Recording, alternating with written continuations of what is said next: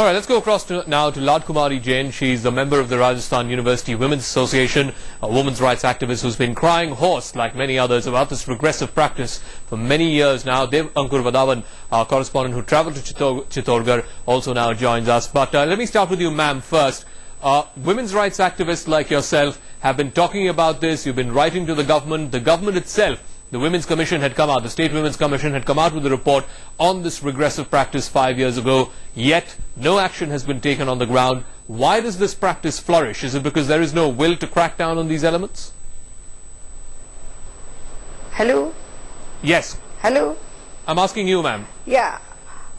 In Rajasthan there is a very strong caste system, and social life is based on the caste system, and caste system based on different trades, occupation and businesses.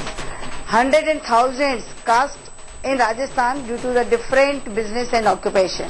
So some very typical customary laws, culture-based laws and culture-based crime against women increasing day by day.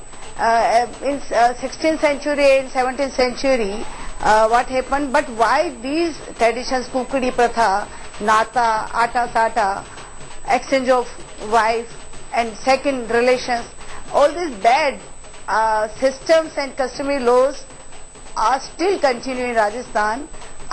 What about the law? Why don't the police act against this? What about the law? Why is the law toothless against such a practice? There are some political pressures and other pressures, no political will to stop all this, to prevent all these type of activities. What does the government gain by not preventing this?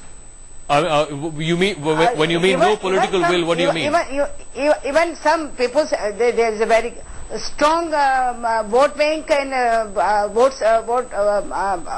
due to the strong vote bank, no political or politicians want to raise their voice against all these things. Even some MLAs, MPs, including the State Women's Commission. State Women Commission at present, since last more than 1 year, there is no chairperson of the Women Commission, and Women Commission is not in proper functioning.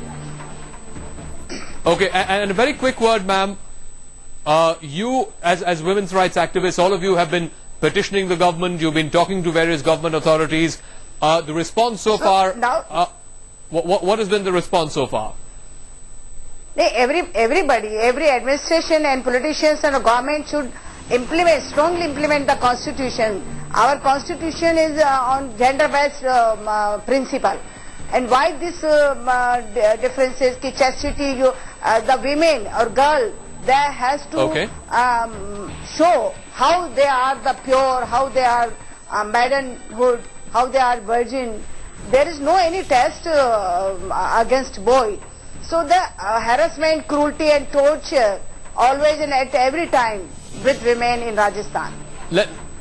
All right, for the moment, thanks very much for joining us, Lad Kumari Jain, a women's rights activist who's been fighting there for the rights of women in Rajasthan for many years now. Activists like herself have been petitioning the government, but she says it's clearly appalling, the response or the lack of it from the government